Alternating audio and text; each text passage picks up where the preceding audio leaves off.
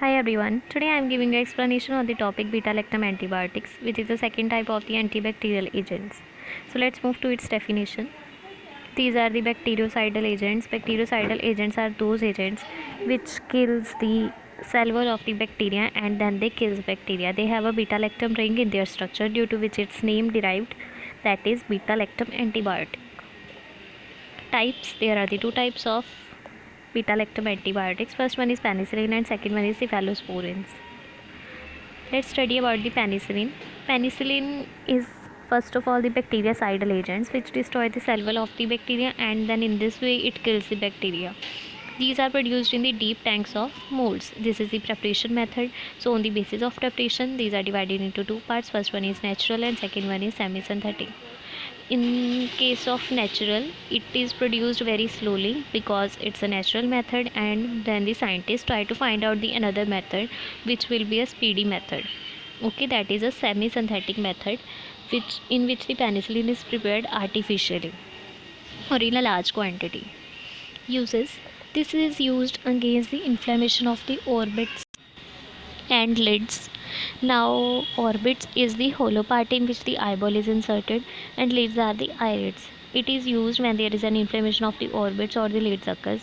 Penicillin is given parenterally. Now, these are the three ways by which we can give penicillin to the patient. First one is through the veins, through muscles, or through tissues. Third one is penicillin is used for the inflammation of the cornea and conjunctiva. If there is an inflammation of the cornea, which is a transparent layer of the eyeball, and next one is conjunctiva. Conjunctiva is the exposure part of the eye. Three types of conjunctivas are there. First one is at the exposure part of the eye, second one is underside or inner side of the lower eyelid, and third one which joins the both. Okay, so it is used in the inflammation of the cornea or the conjunctiva. Examples: first one is benzyl penicillin, procaine penicillin, methicillin, amoxicillin, ampicillin.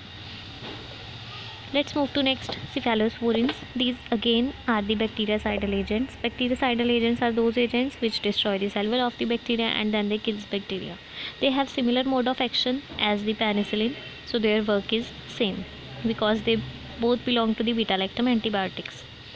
Next one, categories. These are divided into three categories on the basis of advancement.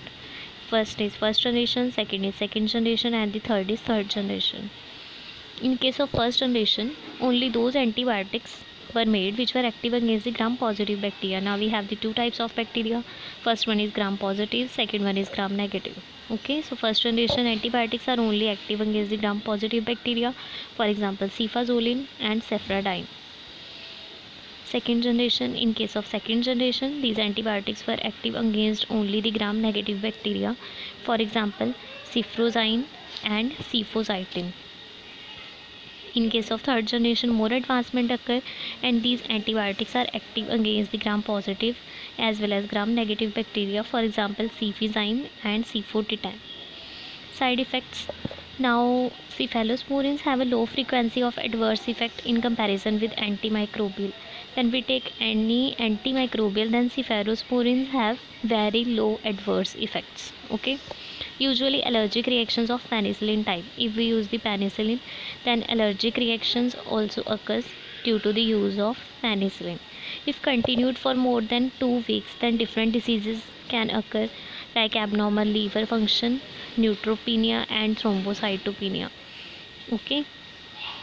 Next one, these resolve on stopping the drug. If we stop the drug, then it will become normal. Thank you so much for your patience listening.